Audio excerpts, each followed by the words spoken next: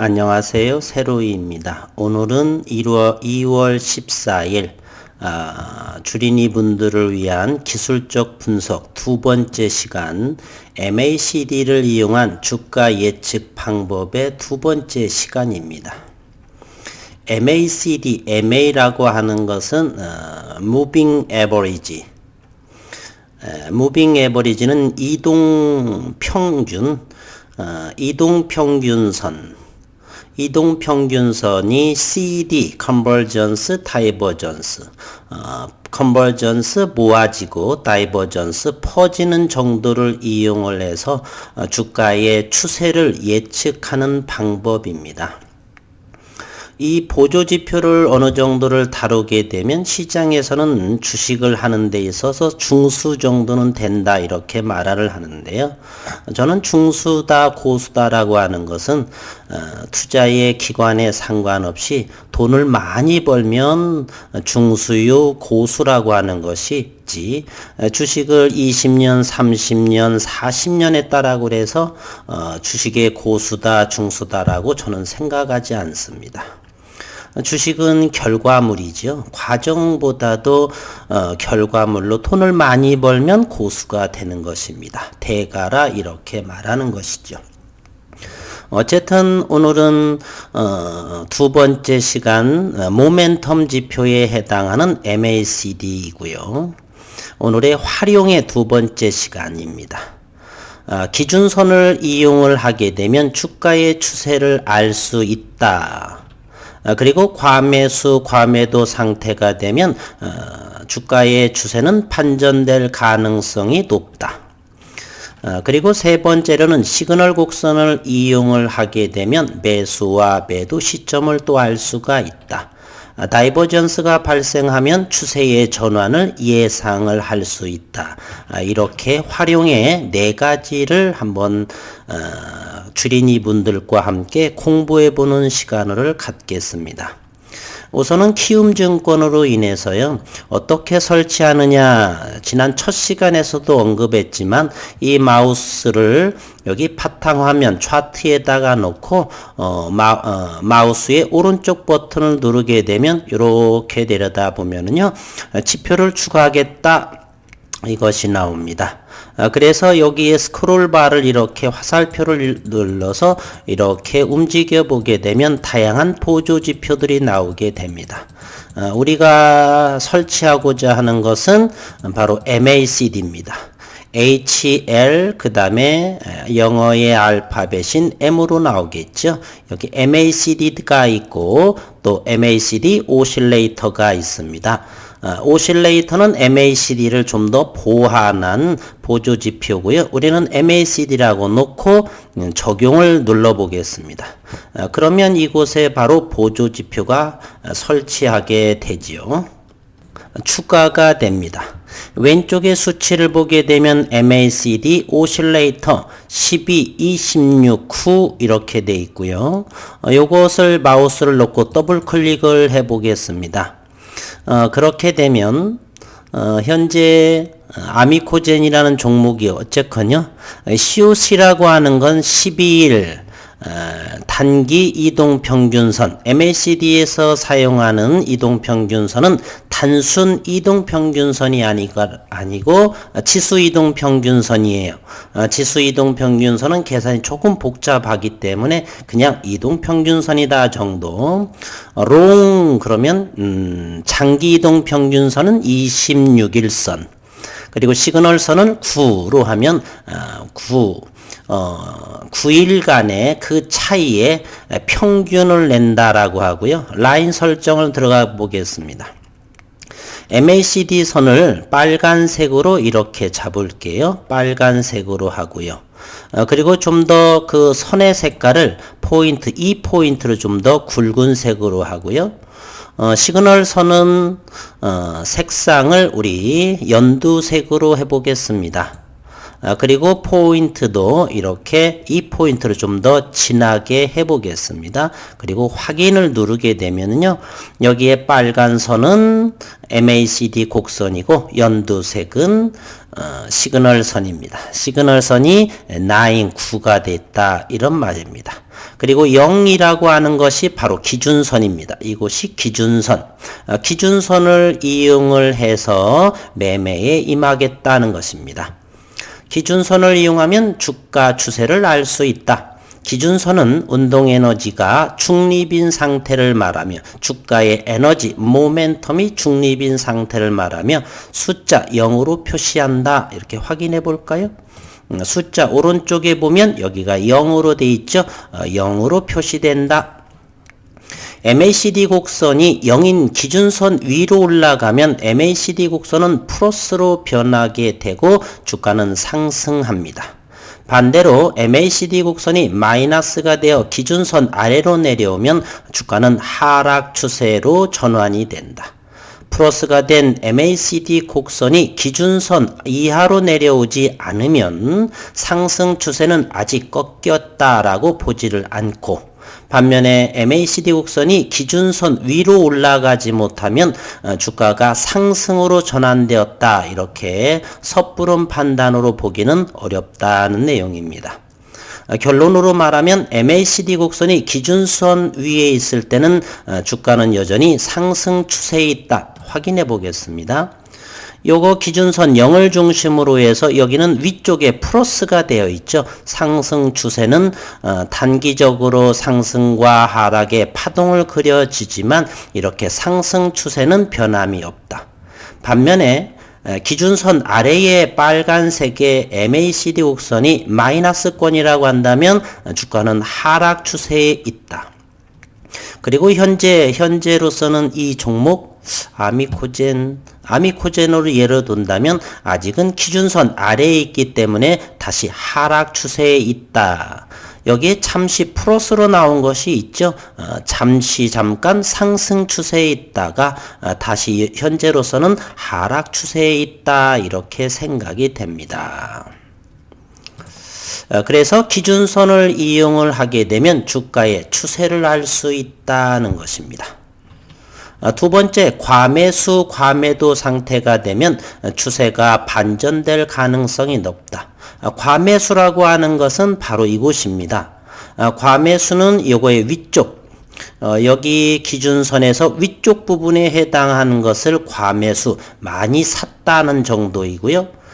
과매도라고 하는 건 지나치게 많이 팔았다. 여기가 과매도 상황이 되면 다시 추세가 반전될 가능성은 높고, MACD 곡선이 과매수, 지나치게 많이 매수한 상황이면은 언젠가는 다시 추세가 하락 추세로 변화될 수가 있다는 것입니다. 과매도 구간에 들어갔다는 이유만으로 섣불리 매매를 결정해서는 아니 됩니다. 이유는 지표가 모멘텀 지표가 과매도 구간에 진입하고 나서 본격적으로 상승하거나 하락하는 경우가 비일비재하기 때문입니다. 무슨 소리냐?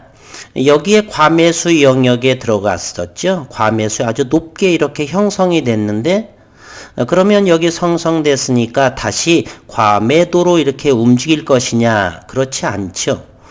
이것을 이렇게를 보게 되면 여기에 처음으로 이렇게 과매수 영역이 되고, 요거를 주가를 보게 되면 현재 이것이죠. 이래서 본격적인 또 상승으로 시작될 상황에 놓여 있습니다. 그러니 여기에 지나치게 과매수 영역이라고 해서 조만간에 주가가 꺾이지 않겠느냐라고 하는 것은 섣부른 판단이다, 이렇게 말씀을 드립니다. 두 번째, 따라서 과매도 구간을 벗어나면 매매를 준비하고 있다가 MACD가 시그널 곡선을 하향 돌파하면 매도하고 상향 돌파하면 매수합니다. MACD 곡선과 시그널 곡선, 즉 이런 것이죠. 여기에 보게 되면 빨간색이 MACD 곡선이고 연두색이 시그널 곡선입니다. 빨간색이 시그널 곡선을 이렇게 위에서 아래로 내려오게 되면 매도. 그런데 주가에서는 잠시 이렇게 가격 조정이 나왔죠. 이럴 때. 그리고 여기를 보게 되면은 과매도 영역입니다. 지나치게 매도한 상황에서 빨간색의 MACD 곡선이 연두색인 시그널선을 이렇게 아래에서 위로 상향 돌파하게 되면 이런 걸 우리는 골든 크로스라고 그러죠. 골든 크로스가 생성을 하게 되면 주가는 바닥권이고 매수 시점이다 이렇게 생각을 한다 이 뜻입니다. 다시 한번 보면은 MACD가 시그널 곡선을 하향 돌파하면 매도하고 상향 돌파하면 매수한다. 과매수, 과매도 구간을 활용할 때는 일봉이나 주봉 차트에서 추세선이나 이동평균선을 이용하여 주가의 추세를 확인해 볼 필요가 있습니다. 즉 우리가 주식을 하는 데 있어서 이렇게 보조지표 하나만으로 주가를 판단하게 돼서 돈을 번다라고 하면 돈을 못 벌 사람이 없겠죠. 그래서 주식이 어렵다고 하질 않겠죠. 때로는 보조지표도 참고하고 거래량도 확인하고 주가의 위치, 이동평균선 또는 추세선 또는 이렇게 주봉선, 주봉의 모습의 흐름도 확인하고 여러 가지를 복합적으로 활용해서 투자의 포인트를 잡는 것. 그것이 바로 고수의 반열에 드는 것이죠. 그래서 이렇게 일봉이나 주봉 차트에서의 추세선 또는 이동평균선을 이용하여 주가의 추세를 확인을 하면서 이렇게 MACD와 또는 시그널선 또는 기준선, 과매수, 과매도 상태에서의 그러한 주가의 위치에 따라서 움직임으로 확인을 종합적으로 해서 주가가 이제 상승 추세에 다가오느냐 또는 상승하던 추세가 하락하던 추세로 전환되느냐를 확인해 볼 필요가 있다는 뜻입니다. 그 결과 뚜렷한 추세가 없을 경우에는 과매수, 과매도 구간을 벗어나는 것을 매매 시점으로 활용하셔도 됩니다. 그러나 상승 추세 또는 여기가 좀 잘못됐네. 또는 하락 추세가 장기간 이어질 때에는 추세가 끝나기도 전에 과매수, 과매도 구간을 벗어나는 경우도 있습니다. 과매수가 벗어나는 경우도 있다. 이럴 경우 추세가 끝났다. 하락 추세가 끝났다. 상승 추세가 끝났다. 이렇게 섣부른 판단을 해서는 아니 되겠습니다. MACD 곡선에서 과매수, 과매도 구간은 무엇을 기준으로 설정을 하는가? MACD 곡선에서는 분석 대상 기업의 주가가 변동하는 폭에 따라서 MACD 구간의 폭이 각기 다른 것이 특징입니다. 이것은 무슨 뜻이냐면요. 우리가 모멘텀 지표에는 MACD도 있고 나중에 배우게 될 스토캐스틱도 있는데 스토캐스틱 같은 경우는 0과 100을 기준으로 이렇게 설정이 되어 있어서 움직이는데 MACD는 아미코젠 같은 경우는 이렇게 기준선 0을 기준으로 해서 1000, 2000으로 되어 있고 9일 제재를 보게 되면 250, 500, 750 수치가 달라지고 있어요. 삼성전자다 그렇게 되면은 여기가 2500, 5000 또는 또 마이크로 프렌드다 그러면 255배 또는 SK바이오팜이다 그렇게 되면 2500, 5000 이렇게 기업의 종목에 따라서 이 선들은 이 수치들은 많이 달라지게 됩니다. 반면에 스토캐스틱 같은 경우는 0에서부터 0을 기준으로 해서 0, 50, 100을 기준으로 해서 이렇게 움직입니다. 어쨌든 MACD 곡선은 분석 대상 기업의 주가가 변동하는 폭에 따라서 MACD 구간의 폭이 각기 다른 것이 특징이다. 예를 들어 일정한 기간 동안 주가의 변동폭이 큰 경우는 MACD 변동폭이 1000단위 이상으로 벌어지기도 하고요. 주가의 변동폭이 작을 경우에는 10단위 이하로 그 범위가 줄어들기도 합니다. MACD 곡선이라고 하는 것은 단기 이동 평균선과 장기 이동 평균선의 차이라는 것을 잊지 마세요. 극단적으로 예를 한번 들어볼까요? 동전주들도 있을 법도 해요. 싼 가격의 주가들은 거의 없네요. 여기 KNN 2,000원짜리를 한번 볼게요. 2,000원짜리는 변동폭이 50원, 100원 이런 단위로 움직이기 때문에 여기 0을 기준으로 100, 200 이런 수치가 있고요. 삼성전자 같은 경우는 호가가 500원, 1,000원으로 움직이죠. 현재가를 한번 살펴볼까요? 삼성전자는 이렇게 호가가 100원 단위로 움직입니다. 81,800원, 81,900원 그러기 때문에 한 호가가 100원이기 때문에 2,500, 5,000 이 정도로 되는데 동전주들 이와 같은 것들은 호가가 5원, 10원이기 때문에 100원, 200원 이런 식으로의 이 수치가 달라진다는 것을 알 수가 있습니다.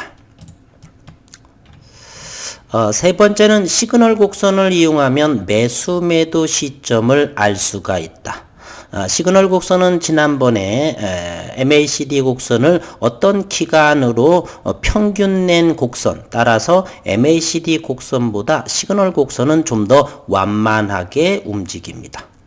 시그널 곡선과 MACD 곡선이 교차하면서 만드는 골든 크로스와 데드 크로스는 시각적으로 매수 매도 시점을 명쾌하게 보여주므로 활용하기에 편리하다. MACD 곡선, 빨간색이 시그널 곡선, 연두색 곡선을 아래에서 위로 상향 돌파하게 되면 골든 크로스다라고 해서 매수 신호를 보여주는 거고요. 빨간색의 MACD 곡선이 연두색의 시그널 곡선을 위에서 아래로 하향 돌파하게 되면 데드 크로스이므로 매도를 준비하면 되겠다. 확인해 볼게요. 주가의 것은 과매도 영역이죠. 이곳에서 빨간색의 MACD 곡선이 연두색의 시그널 곡선을 위에서 아래로 이렇게 데드 크로스를 나게 되면 매도세다. 이렇게 되면 이 주가가 이 정도가 되겠네요. 여기에서는 이렇게 하락을 하는 예상한다는 것이고요. 주가가 이렇게 바닥권에 이것을 과매도 영역이죠.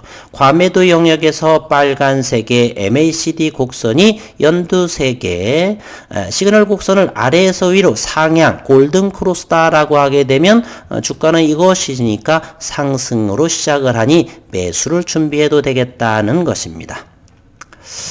세 번째는 시그널 곡선과 MACD 곡선의 주가의 위치에 따라서 매수 매도를 사용할 수가 있다는 것입니다. 참고로 MACD의 골든 크로스와 데드 크로스는 시그널 곡선과 MACD 곡선이 만나는 위치에 따라 강약의 의미가 다릅니다. 골든 크로스의 경우 과매도 구역에서 기준선에 가까운 위쪽에 있을수록 상승 반전이 강력합니다. 무슨 소리냐라고 한다면요. 이곳이 기준선이죠. 기준선인데 이 기준선에서 멀리 있을 때보다 여기 기준선 바로 아래에서 MACD 곡선이 시그널 곡선을 골든 크로스 할 때가 좀 더 강력하다는 뜻입니다. 이곳에서는 기준선에서 멀리 떨어져 있을 때가 과매도고 강력한 매수 신호가 되죠. 그러나 보통의 주식은요, 이 기준선 바로 아래에서의 골든 크로스가 나올 적에 더욱더 강력하다는 뜻입니다. 반대로 과매수 영역 위쪽에 있을 적에 하락 강도는 어떤 것이 강하냐면 이 위쪽에서보다도 기준선 바로 위에서의 데드 크로스가 나올 적에, 즉 투매가 나오는 현상입니다. 그때가 좀 더 강력하다는 뜻이에요. 꼭 그렇지는 않고요. 그래서 주식이 어려운 것이고 참고사항으로 말씀을 드리겠습니다. 데드크로스의 경우 과매수 영역에서 기준선에 가까운 아래쪽에 있을수록 데드크로스는 하락 강도가 강력하다. 투매 등으로 더욱더 가파르게 떨어질 수가 있다는 상황입니다. 제가 기술적 분석을 처음에 시작을 할 때가 2000년 전 97년 8년 정도가 되는데, 그때는 이렇게 기술적 분석을 하면서 시장의 돈이 모두 제 통장으로 들어올 거라는 착각에 있었습니다. 어쩜 이렇게 기술적 분석을 탁탁 하다 보면 맞게 되니까 주식이 이렇게 쉽구나 이렇게 생각을 했죠. 그러나 시간이 흐름에 따라서 착각이라는 것을 인지하게 됐습니다. 주가라고 하는 것은 기업에 따라서 기업의 가치에 수렴한다는 것을 뒤늦게 알았던 것이죠. 그래서 워렌 버핏 같은 또는 앙드레 코스톨란이라고 하는 그러한 대가들은, 가치 투자의 대가들은 기술적 분석을 그렇게 선호하지 않습니다. 기업의 가치, 만약에 이렇게 어떤 종목이 역배열된 상황, 이렇게 되면 역배열 상황이죠. 그러나 그 다음 일에 엄청난 호재성의 기사가 나오게 되면 상한가가 연달아서 나올 수도 있어서 기술적인 이런 분석은 다 뒤집어지게 됩니다. 따라서 기술적 분석은 후행성이며 참고사항 정도이고요. 무엇보다 기업을 좀 더 연구하는 것이 훨씬 좋다라고 하는 것을 다시 한번 세로이의 가족분들에게 말씀드려 봅니다. 기술적 분석은 어느 정도 무시할 부분은 아니지만 절대적으로 맹신하는 것보다는 기업의 연구를 훨씬 많은 시간을 투자하시기를 거듭 당부드리겠습니다. 네 번째는 시간이 벌써 21분이네요. 네 번째는 다이버전스가 발생하면 추세 전환을 예상한다, 이렇게 보면 됩니다. 이 또한 이것도 모멘텀 지표를 처음에 하면서 언급을 드렸던 부분이고요. 주가 추세와 MACD 곡선이 정반대로 움직이는 것을 다이버전스라고 합니다. 다이버전스에는 두 가지가 있는데 상승형 다이버전스와 하락형 다이버전스가 있습니다. 상승형 다이버전스를 우리는 파저립 다이버전스라고 해요. 주가는 하락을 하거나 횡보하고 있는데 MACD 곡선은 상승하는 경우를 우리는 파저립 다이버전스, 상승형의 다이버전스라고 합니다. 이럴 경우에 하락하던 주가가 조만간 상승으로 전환될 것이 예상되므로 매수를 고려하거나 최소한 매도는 자제해야 하겠습니다. 잠시 지난 자료를 확인해 볼게요. 상승형 다이버전스는요, 주가가 이렇게 하락을 하거나 또는 횡보하고 있는데 모멘텀의 MACD라든지 다른 모멘텀 보조 지표들을 이렇게 상승을 하게 되는, 주가는 하락을 하고 있는데 모멘텀의 보조 지표들은 상승을 하고 있다, 이런 것을 우리는 상승형 다이버전스, 파저립 다이버전스 이렇게 말합니다. 반면에 주가는 하락을 하고 이렇게 상승을 하고 있죠. 요 구간을 보게 되면 주가는 상승하고 있는데 모멘텀 지표는 이렇게 하락 상승 하면서 고점들이 점점점 낮아지는 그러한 모습이 보일 때가 있어요. 이런 것을 우리는 네게티브 다이버전스, 하락형 다이버전스라고 합니다. 그래서 하락형 다이버전스, 네게티브 다이버전스, 주가가 상승을 하거나 또는 횡보하고 있을 때 MACD 곡선은 하락하는 경우를 우리는 하락형 다이버전스라고 하고, 이럴 경우에는 상승하던 주가가 조만간 하락으로 전환될 것이 예상되므로 매도를 고려하거나 또는 차익을 고려하거나 최소한 매수는 자제해야겠다는 것입니다. 다이버전스는 추세가 전환될 때마다 발생하는 것은 아니에요. 간혹 발생도 하지만 다이버전스가 나타나면 일단 추세 전환은 전제로서 투자 판단을 하는 것이 좋다, 이렇게 생각이 됩니다. 기술적 분석은 언제나 자주 말씀드리겠지만 참고사항 정도, 저는 개인적으로 30% 정도 그리고 이렇게 매수와 매도를 활용을 할 적에 참고 사항이고요. 전체적인 절대적인 기준으로 주가를 투자를 하지 않습니다. 투자는 역시 기업의 내용을 가지고서 투자하는 것이고요. 차후에는 스토캐스틱이라는 것도 많이 사용하는 건데, 스토캐스틱은 단기 투자를 또는 데이 트레이딩 또는 스윙 매매, 단기 매매 일적에 스토캐스틱을 사용하기 때문에 그것은 저는 중기, 장기 이상의 포지션을 가지고 이렇게 영상을 만들고 투자를 하기 때문에 스토캐스틱보다는 다음에는 RSI, 주가 상대지수라고 하는 RSI 보조지표에 대해서 공부하는 시간을 갖도록 하겠습니다. 이 모멘텀 지표 MACD는 추세 전환을, 추세의 흐름을 예측하는 보조지표인데요. 1976년도에 만들어진 보조지표입니다. 현재 미국에서나 한국에서 하루에 수십 개, 어떨 때는 어느 분들의 말에 의하면 수백 개의 새로운 보조지표가 이렇게 생긴다라고 그래요. 누구나 돈을 쉽게 벌 수도 있고 또 잃을 수도 있고 그러나 많은 투자자분들은 돈을 벌 생각만 하지요. 그래서 수학자 또는 물리학자 등등 여러 사람들이 이렇게 기술적 분석으로 마치 연금술사처럼 보조지표 하나 만들므로 인해서 주식시장을 이렇게 예측하고 판단을 함으로써 큰 수익을 내고자 하면서 보조지표를 만들어내고 있죠. 그러나 그와 같은 것은 참고사항일 뿐이고요. 여전히 이렇게 기업의 투자 공부를 많이 해야 한다는 것을 말씀드리면서 그리고 차후에는 RSI 보조지표에 대해서 공부를 하겠노라 이렇게 말씀드리고 설 명절 오늘 마지막 휴일이죠. 2월도 이제 2주 남았고 그래서 오늘 모멘텀 지표 MACD에 대해서 두 번에 걸쳐서 저희의 세로이의 가족분들, 주린이 분들에게 조금이나마 투자에 도움이 되도록 영상을 준비했습니다. 여러 번 반복하셔야 자기 것이 되는 것이고요.